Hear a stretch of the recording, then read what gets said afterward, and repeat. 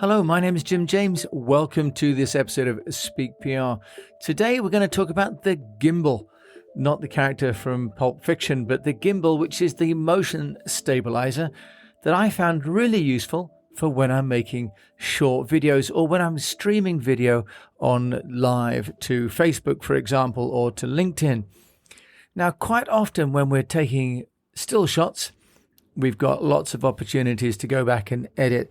But when we're taking film, especially if we're doing live streaming, then the motion that we have, especially if we're moving, can be really disruptive. And during lockdown, I started a practice of taking my mobile phone out into the countryside here in England, in a place called Bath, and filming the woods and the fields and the birds.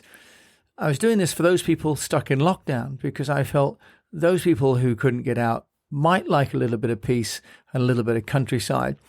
But of course, what I found was that the motion of me walking made the video almost really unwatchable. So whoever came with me would end up feeling pretty much seasick after 5 minutes of me carrying through the woods.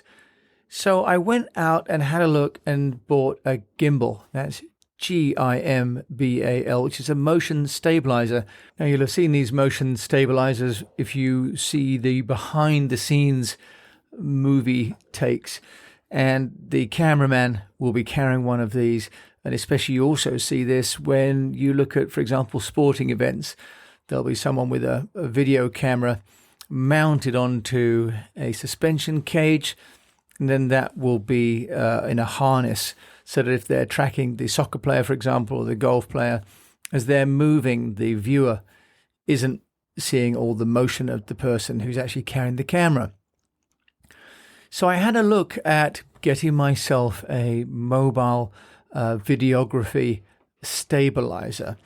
Not because I think I'm particularly professional, but if I'm going to take any videos of people moving or of me moving and filming, then I need to solve this problem. And I mention this because if you're looking at creating video content, for example, on location, even at an event, then a stabilizer could be a really good investment.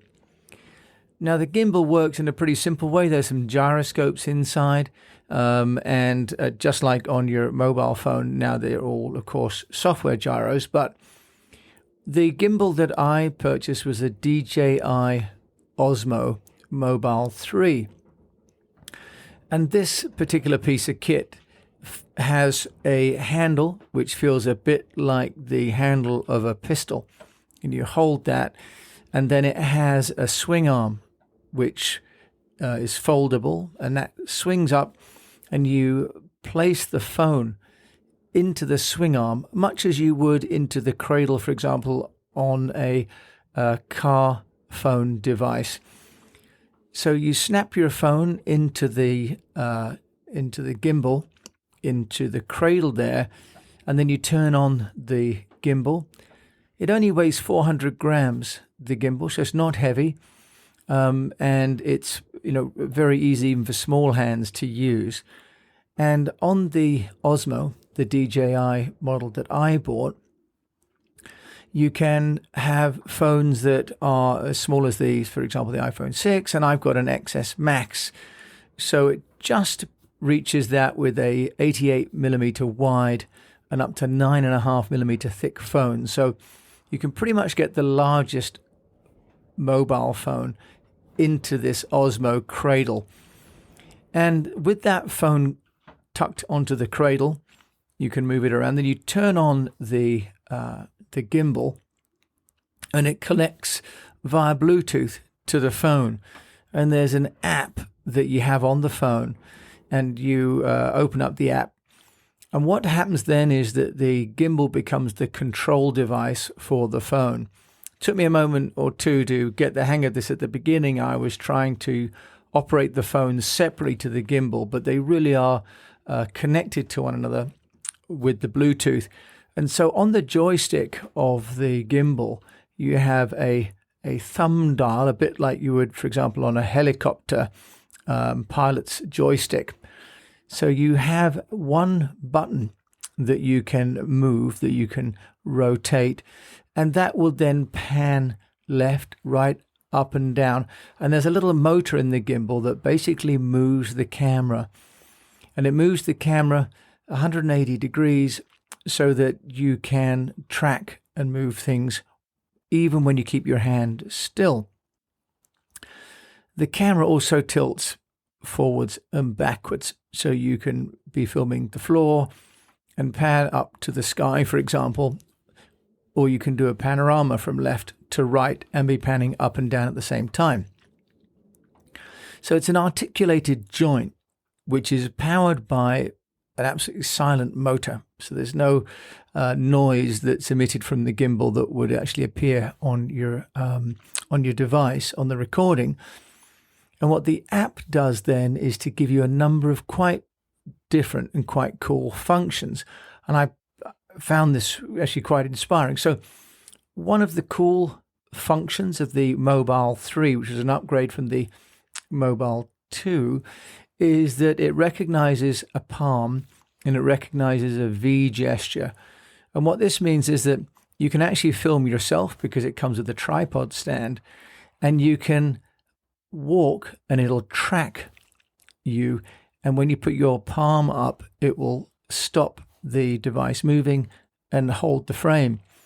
It'll do the same with V gestures if you do the victory with your fingers. So the Mimo app, as it's called, has some gesture control functions. So the camera is looking at you doing the gesturing if you're in front of the camera and not holding the camera, and you can command the camera from a distance. So that's really nice, and that's one of the features that's worth paying for, I think. You also have the ability on the hardware, on the joystick itself, to zoom in and out on the camera. So that's a really nice function, because obviously what you don't want to be doing is touching the camera and trying to use the screen. You control the zoom by going in and out of the camera using the gimbal trigger. Now on the trigger, which is on the front of our joystick, you can click to transition between portrait and landscape, for example. So if you hit the button, which is the M button, you can switch between landscape and portrait, but also you can rotate the axis yourself manually. You can also then quickly press the trigger 3 times. There are several different ways then to move between the front and the rear camera on the DJI Osmo 3. So it makes it very flexible. So I'm quite happy, to be honest, with how this works. Also, it's compact. The Osmo 3 is foldable. Makes it nice and small. I bought this one because the 2 doesn't fold, which means that you've got this slightly strange, almost like a small coat hanger in your pocket.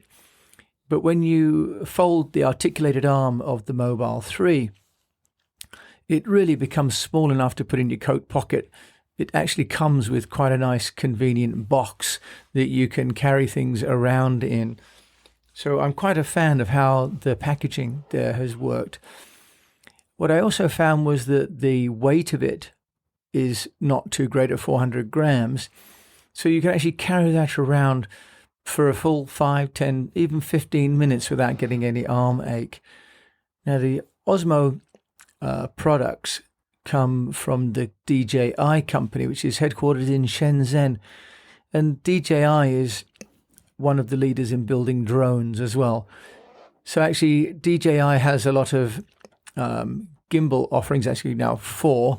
So the 1, 2, and recently introduced 4, in fact, they've got. But there's also another product where they have the camera in the gimbal itself.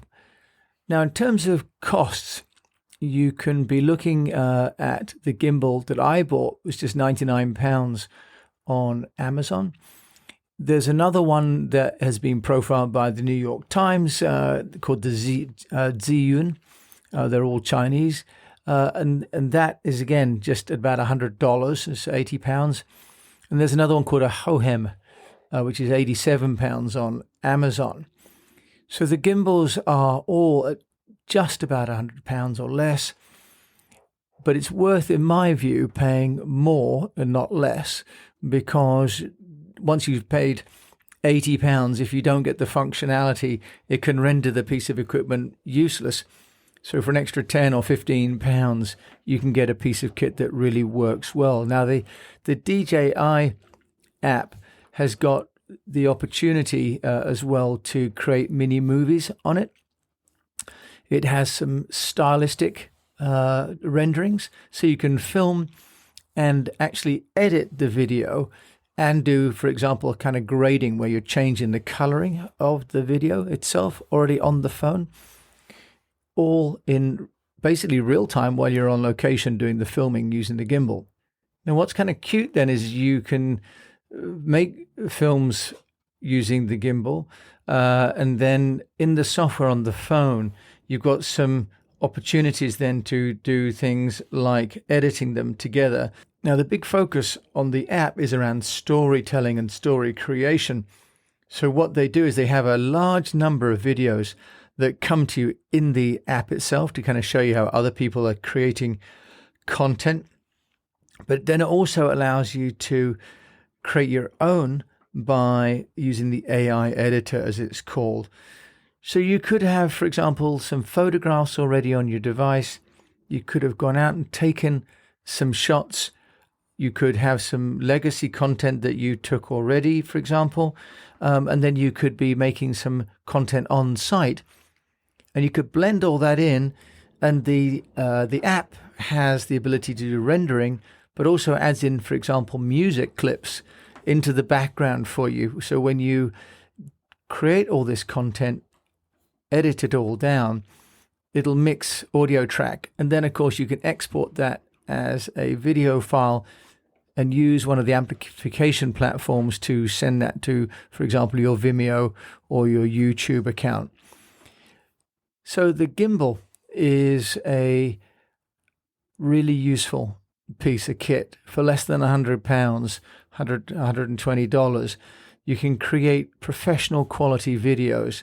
So you no longer have the shaky hand and, if you like, the sort of comedy amateur looking videos. It makes them all look really professional really quickly. So I really recommend you thinking about that if you want to create videos where you're actually moving or the subject matter is moving. And for me, I found it opens up a category of content that I couldn't make before, and that is actually much more compelling, because if I'm on the move and the content is on the move, this is much more interesting than the static photograph in a static location. So recommend, if you're creating video content, you invest in a piece of kit that helps you to stabilize the image, and that's called a gimbal. So thanks so much for listening to this episode of Speak PR. Again, hope you found this of use. If you like it, please do rate it. It really helps. If you'd like to share this with people that you know, that also helps. And if you'd like to have a regular email from us, on a Friday we send out our cognition newsletter. You can sign up for that at eastwestpr.com. Or if you're interested in a mastermind, check out the Speak PR Mastermind at speakpr.co. My name is Jim James. Thank you so much for listening. I hope that wherever you are, you're safe, that your business is profitable, and that if you're going to be making movies, make them good ones. Use a gimbal. Thanks so much again for listening.